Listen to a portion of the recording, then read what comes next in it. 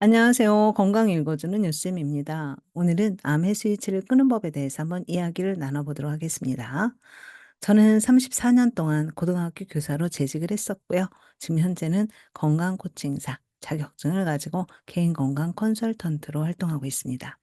네, 제가 딴 자격증들입니다. 관심 있으시면 전화 주시기 바랍니다. 자, 이 레이먼드 플란시스의 암의 스위치를 꺼라. 이 책에서는 질병의 원인을 딱 두 가지로 이야기하고 있습니다. 그게 바로 결핍과 독소이죠. 자, 또 질병은 딱 한 가지 이유로 발생을 한다는 거죠. 세포 기능 장애.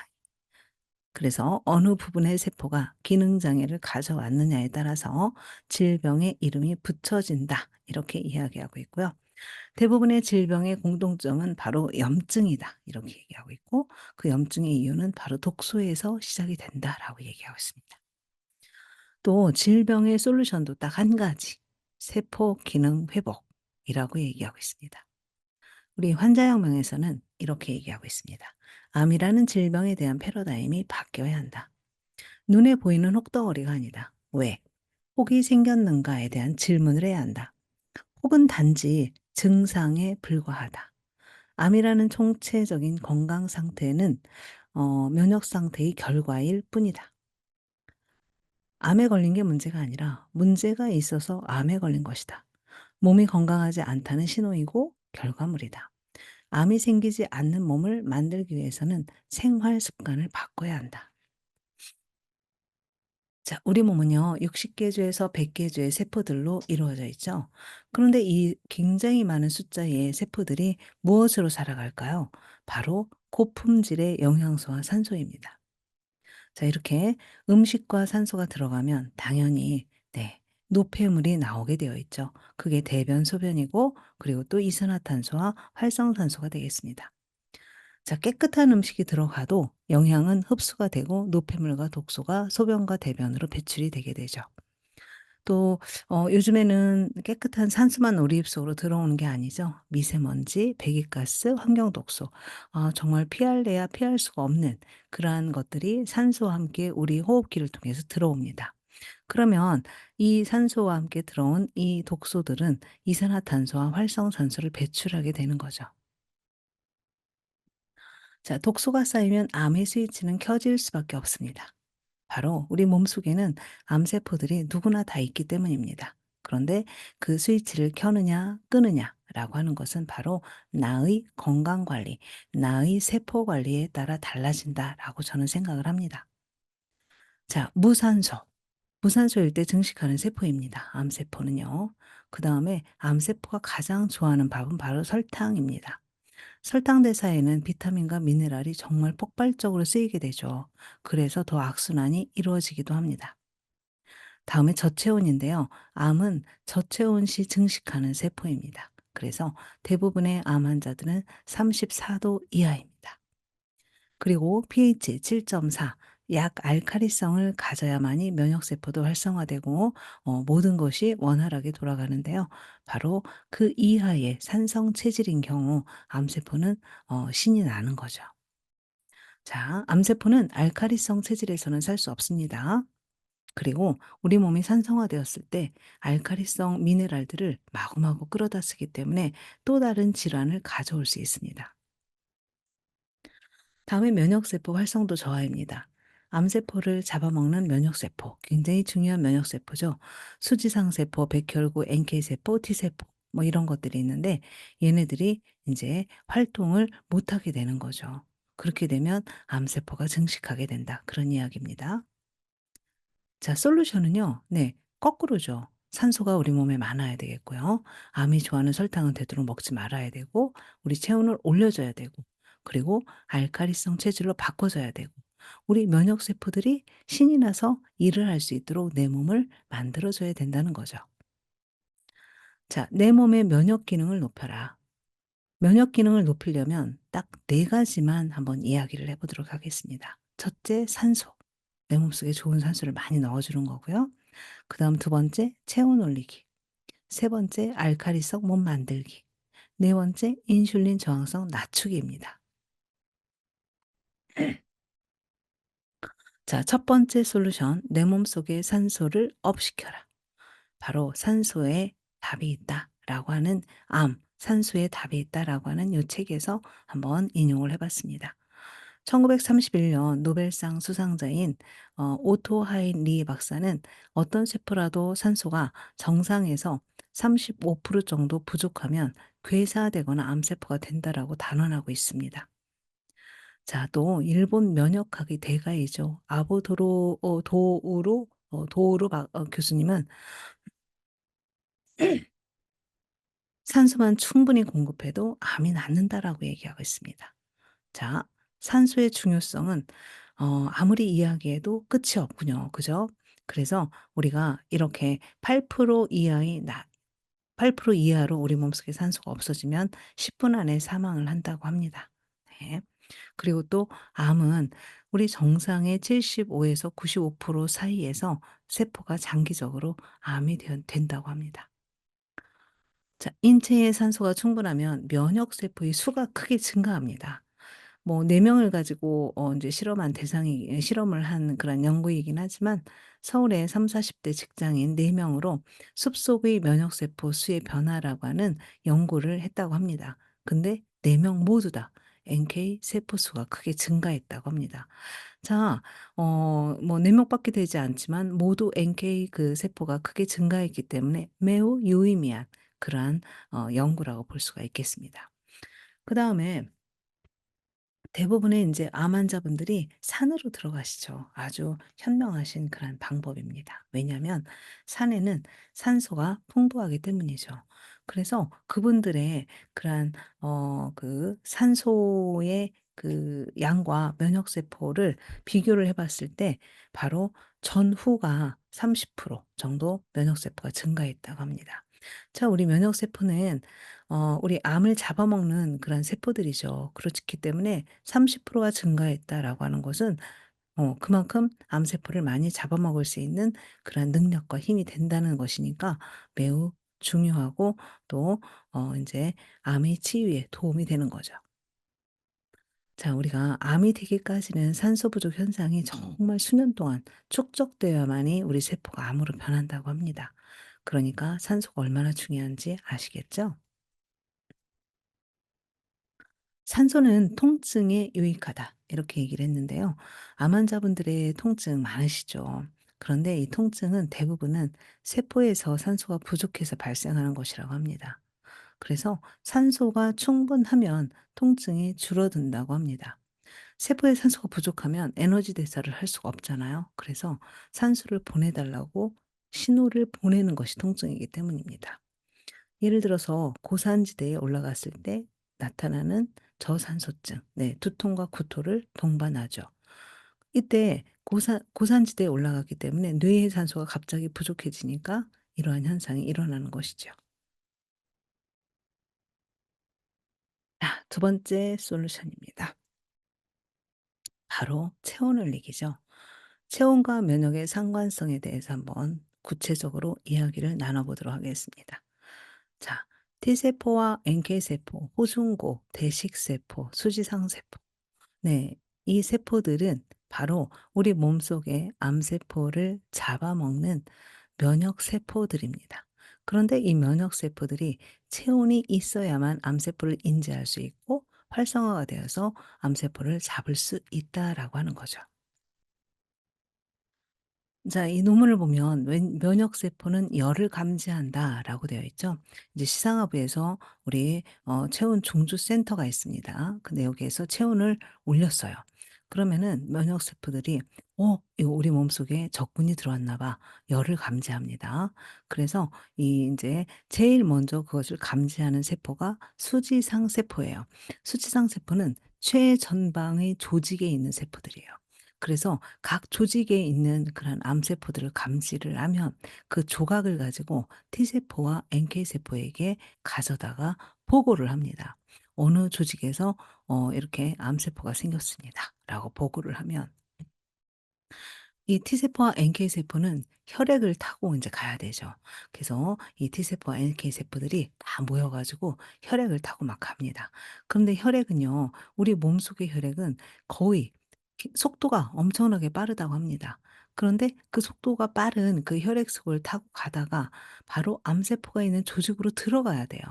그런데 이때 열이 있어야 단백질이 조직의 그 입구에서 단백질이 만들어지면서 단백질을 타고 이 면역 세포들이 조직 안으로 들어갈 수 있다는 거죠.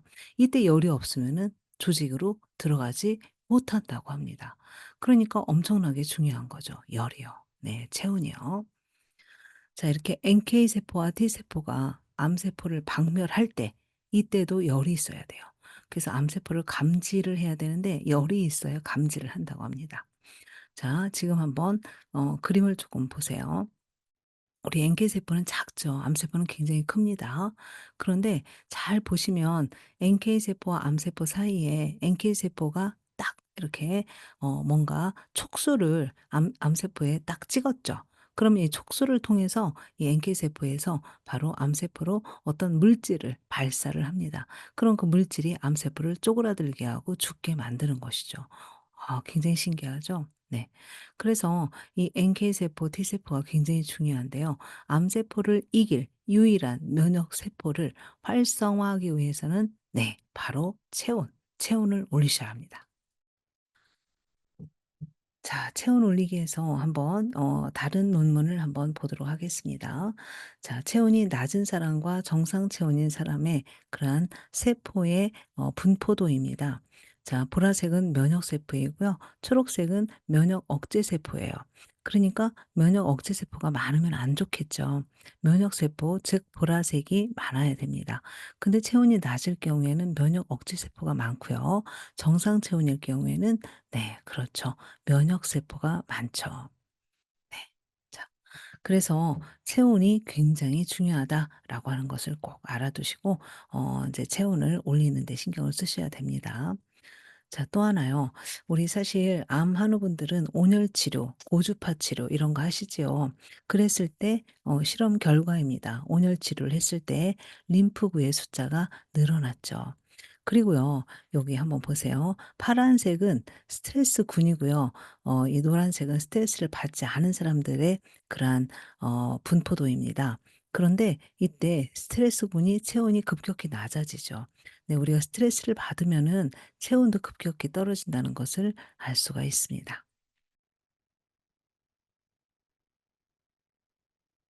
자, 세 번째 솔루션입니다. 네, 알카리성 체질로 만들기입니다. 자, 우리 암의 스위치를 꺼라 409 쪽에 보면은요.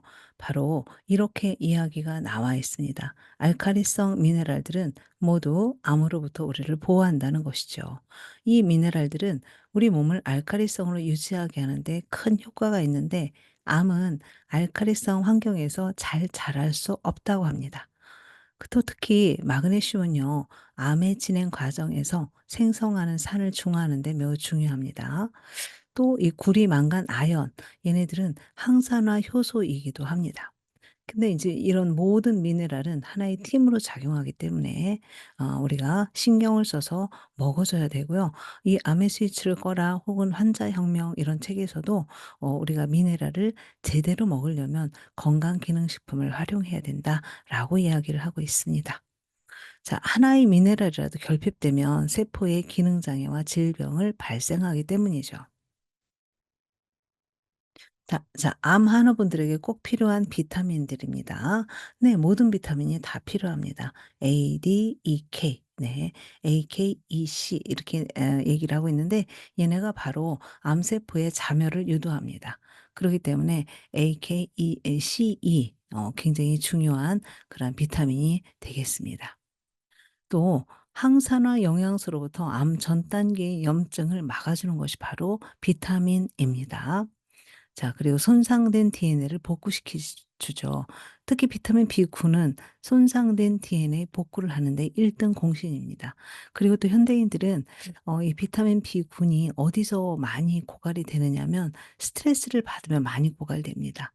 그래서 굉장히 중요하고요. 우리 탄단지를 대사하는 것도 비타민 B9이죠. 자, 그다음에 면역 세포의 활성화입니다. 특히 면역 세포를 활성화시키려면 비타민 D가 굉장히 중요합니다. 네. 백혈구 숫자도 늘려주고 또 숙면을 하면서 이 면역 세포들이 활성화가 되기 때문에 비타민 D가 굉장히 중요하다라고 볼 수 있습니다.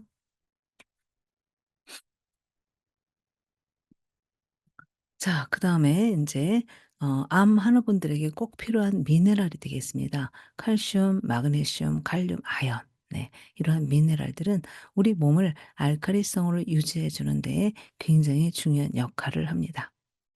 자, 망간, 구리, 망간, 아연 얘네들은요 항산화 효소를 형성하는 데 필수입니다.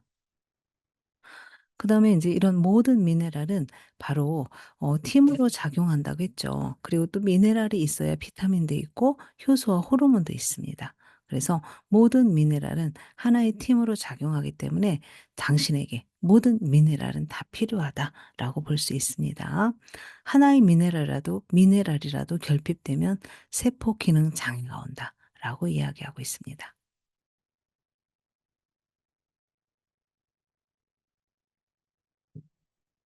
자, 네 번째 솔루션입니다.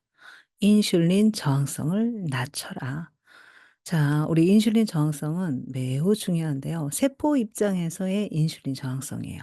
그렇기 때문에 여기 이제 두 그림을 잘 살펴보시면 자, 왼쪽 그림에서 보면은 우리가 Y자처럼 된 까만색 있죠? 얘가 이제 인슐린 수용체예요. 그런데 이 인슐린 수용체들이 다 열려 있죠. 네. 그래서 인슐린 수용체 위에 파란색 인슐린이 싹싹 들어가 있잖아요. 이게 인제 열쇠와 같은 거예요. 그래서 수용체를 여는 열쇠이죠. 그러면은 열쇠를 딱 열으면은 수용체가 열리면서 포도당이 세포 속으로 들어가게 되는 거죠. 그럼 세포는 포도당이 많아지고 혈액 속에는 포도당이 인제 없어지는 거죠. 그런데 우리 오른쪽을 보면은 바로 인슐린 저항성을 가지고 있는 그런 그림인데요. 이렇게 열리지 않은 인슐린 수용체들이 있어요. 이 열리지 않는 인슐린 수용체들 때문에 얘네들이 혈액 속에 포도당이 세포 안으로 들어가지를 못하는 거죠. 그래서 그렇게 되면 세포는 굶게 되는 거예요. 세포 안에 포도당이 없고 오히려 혈액 안에 포도당이 많아져서 당뇨 그리고 또 혈압 이런 질환을 가져오게 되는 것이죠. 자, 이제 스트레스 이야기를 안 할 수가 없습니다. 우리 현대인들은요, 굉장히 숙명적인 스트레스 속에 사는데요. 우리 뇌는 정신적, 육체적, 환경적 스트레스를 전혀 구분하지 못합니다. 나는 즐겁게 일을 했는데 내 몸은 스트레스를 받고 있는 거고요. 나는 즐겁게 운동을 했는데 내 몸은 스트레스를 또 받고 있게 되는 거죠. 네. 이렇게 스트레스를 받으면 우리 부신에서 코티솔을 방출하게 됩니다. 부신은요, 우리 콩팥의 위에 있는 그런 기관이에요. 이 부신은 코티솔 방출에 굉장히 중요한 역할을 하는 기관인데, 이 코티솔이 방출을 하면서 혈압과 혈당이 급상승하게 됩니다. 혈당이 급상승하니까 인슐린도 당연히 급상승을 하게 되는 거죠. 그래서 혈압과 당뇨가 있으신 분들은 아침에 일어나자마자 재는 것은 저는 어 옳지 않다고 봅니다. 왜냐하면 그때는 누구나 다 코티솔이 방출이 되는 그런 시간입니다. 왜냐하면 우리가 먹어 준 것이 없는데 눈을 반짝 뜨고 즐겁게 일어나야 되잖아요. 그렇게 하려면 코티솔이 굉장히 이렇게 방출이 된다는 거죠. 코티솔이 방출이 되면은 혈압과 혈당은 당연히 급상승이 되고요. 자, 그래서 이때 우선 불을 끄기 위해서 이 코티솔은 생존 호르몬이에요. 그렇기 때문에 1 차적으로 코티솔이 방출이 되면은 우리가 면역 호르몬이나 아니면은 재생 호르몬이나 이런 아이들은 바닥에 있습니다. 움직이질 않아요. 그래서 이 우선 불을 꺼야 되는 거죠. 그런데 우선 불을 끄기 위해서 장기에서 비타민 B군, 마그네슘, 산소 이런 것들을 폭발적으로 끌어다 쓰게 되는 거죠. 자, 두 번째는요. 이렇게 스트레스는 세로토닌과 멜라토닌을 못 만들어냅니다. 그렇기 때문에 이제 불면과 비만을 불러오는데요. 자, 세로토닌과 멜라토닌을 왜 못 만들어내느냐면 우리가 코티솔이 생존 호르몬이라고 그랬죠. 이 코티솔이 방출을 하면 생존을 위해서 우리 몸이 전적으로 이 활동을 해야 되기 때문에 세로토닌, 멜라토닌은 재생 호르몬이에요. 네. 면역 호르몬이에요. 그렇기 때문에 얘네들을 못 만들어내는 것입니다. 그래서 불면과 비만이 오면서 계속 악순환이 이어지는 거죠. 자, 여기서 하나 더요. 이 세로토닌이 잘 활성화되려면은 이렇게 많은 영양소가 필요합니다. 자, 그다음에 인제 고탄수의 제한인데요. 우리 인제 암 환자분들, 그리고 또 당뇨 환자분들, 혈압 환자분들, 이런 분들은 탄수화물을 많이 드시면 절대 안 됩니다. 왜냐하면 탄수화물은요, 일단 포도당으로 에너지화해서 쓰고요. 그리고 남은 것은 간과 복부의 지방으로 저장이 되고요. 그리고 남은 것은, 네, 바로 당독소가 되는 것입니다. 그게 당독소가 되는 이유는 무조건 탄단지를 먹은 만큼 비타민 미네랄을 먹어주지 않기 때문에, 바로 이 균형이 깨졌기 때문에 당독소가 생기는 것입니다. 자, 그다음에 가공식품인데요. 우리가 설탕을 먹으면 이렇게 대사하는데, 이 설탕을 대사하는데 이렇게 많은 비타민 미네랄을 각 조직에서 쓸어 끌어다 쓰는 거예요. 특히 비타민 C는 바이러스가 감염이 됐을 때 백혈구가 60 배를 사용하는 거예요. 그런데 이 비타민 C 대사도 방해하죠. 이 액상과당도 굉장히 위험하죠. 왜냐하면 액상과당은 설탕보다 더 안 좋다고 합니다. 그래서 얘는 간으로 직접 가서 쌓인다고 해요. 그리고 액상과당은 렙틴 호르몬, 렙틴 호르몬이 뭐냐면 식욕 억제 호르몬이에요. 그런데 얘를 억제해서 우리가 배고픈 걸 모르게 하는 거죠. 다음에 밀가루요. 네. 그리고 인제 우리가 탄단지를 우리가 먹습니다. 그러면은 이렇게 비타민 미네랄들이 이런 일들을 해요. 특히 비타민 1 부터 12 까지는 정말로 다 필요해요. 1 부터 12 까지 한 개라도 빠지면은 얘네들은 대사가 잘 이루어지지 않는다고 합니다. 네. 이제까지 사실은 면역 기능을 높이는 방법에 대해서 알아보았습니다. 우리가 면역 기능을 높이려면 우리 몸속에 산소를 올리고 또 체온을 올려주고 알칼리성 몸을 만들어주고 인슐린 저항성을 낮추는 것이 가장 중요하다라고 이야기를 했습니다.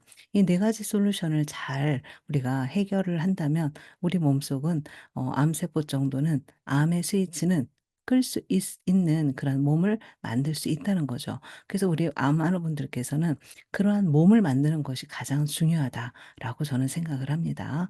그래서 그 솔루션의 맨 기저에는 항산화, 항염, 항암 영양소로 면역 기능을 높이는 것이 암의 스위치를 끄는 것이다라고 하는 이 아주 심플한 그런 진리가 담겨 있다라고 저는 생각을 합니다. 그런데 우리 항산화 효소는요, SOD라고 하는데요. 노아의 종말에서 우리는 이 항산화 효소 SOD를 태어날 때부터 조직에 가지고 태어나요. 그런데 점점 나이가 들수록 이렇게 사라집니다. 그러기 때문에 이제 질환에 걸리는 것인데, 이 노아의 종말에서는 이 항산화 효소를 보충을 잘 해 주면 이렇게, 그러니까 우리가 이제 85세 같은 경우는 이게 발목까지밖에 항산화 효소가 남아 있지 않습니까? 안 남아 있죠? 근데 이때 나머지 부분을 우리가 먹는 것으로써 채워주면 노화를 훨씬 더 지연시킬 수 있고 질환에서도 자유로울 수 있다라고 하는 그런 키포인트를 가지고 있습니다. 자, 그 항산화 효소들은 바로 이런 것들이죠. 네. 비타민, 미네랄, 오메가3, 그리고 또 산화질소, 코엔자임 Q10, 그리고 클로로필. 자, "암의 스위치를 꺼라."라고 하는 이 책에서는요, 또한 이렇게 강조하고 있습니다. "건강한 세포에게는 비타민, 미네랄과 같은 항산화 영양소가 필수이다." 네. 건강한 세포를 위해서, 세포의 염증을 막기 위해서는 미네랄, 비타민, 항산화 영양소가 꼭 있어야 된다. 그런 이야기죠. 자, 우리 하루 권장 야채와 과일 양입니다. 어떠세요? 이렇게 다 드실 자신이 있으신가요? 저는 한 접시 정도는 열심히 먹으려고 노력을 하고 있습니다. 하지만 5 접시를 이렇게 먹는 것은 쉽지 않더라고요.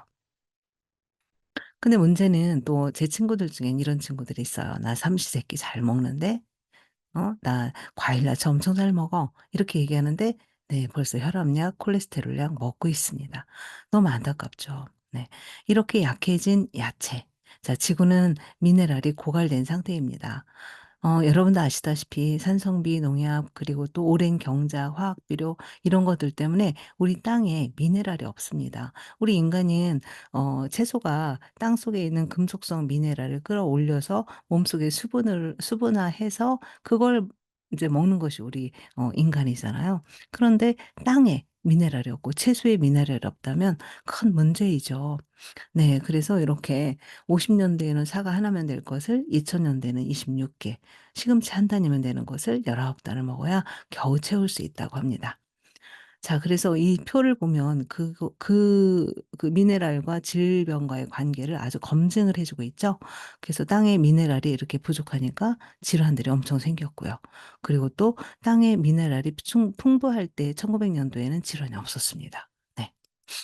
자, 또한 많은 의사 선생님과 약사 선생님들께서 이렇게 얘기합니다. 현대인은 하루 권장량을 아무리 먹어도 그 속에 영양소가 없다면, 네, 바로 우리는 그 부족한 영양소를, 네, 고품질의 영양제로 우리는 꼭 먹어줘야 된다라고 이야기를 하고 있죠. 자, "죽은 의사는 거짓말을 하지 않는다."에서는 현대인은 음식으로 우리 몸에 필요한 비타민과 미네랄을 충분하게 섭취할 수 없다. 따라서 현대인은 반드시 비타민과 미네랄을 별도로 섭취해야 된다라고 얘기하고 있습니다.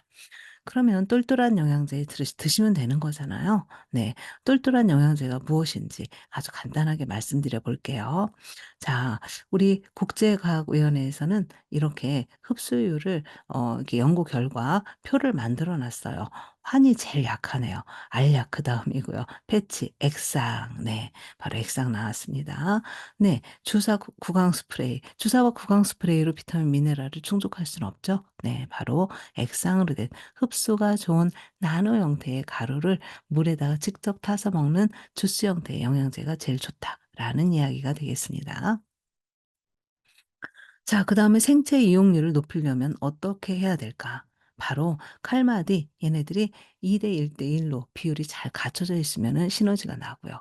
자, 그리고 또 콜라겐은요, 비타민 C가 있어야 흡수가 가능합니다. 비타민 C가 없으면 콜라겐 아무리 드셔도 흡수가 안 된다는 이야기죠. 그리고 비타민 B9는요, 이렇게 하나의 팀으로 작용해야 되는데 특히 B6, 9, 12는 정말 혈관 정화의 비타민 B 삼형제예요. 그래서 꼭 드셔야 되고요. 자, 유산균과 식이섬유와 유산균 먹이를 함께 드셔야 장까지 가서 얘네들이 활동을 한다는 거 잊지 마시고요. 비타민 A, C, E 역시 한 팀으로 항산화 영양소로서 한 팀으로 활동을 하고요. 또 지용성이 수용화되어 있으면 좋죠. 그리고 또 클로로필과 산화질소 이런 것들이 있습니다.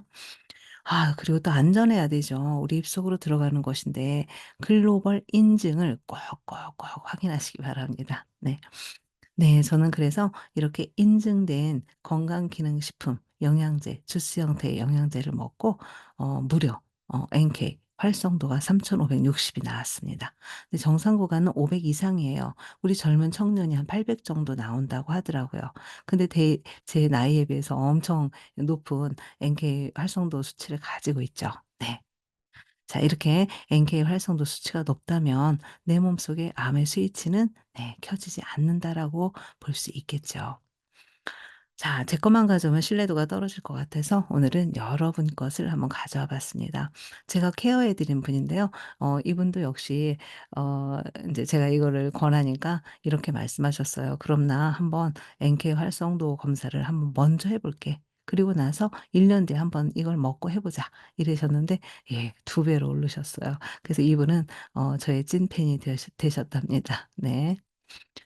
자, 이제 우리 암을 이기신 분들, 고품질의 영양소로 암을 이기신 분들 한번 소개해 드리겠습니다.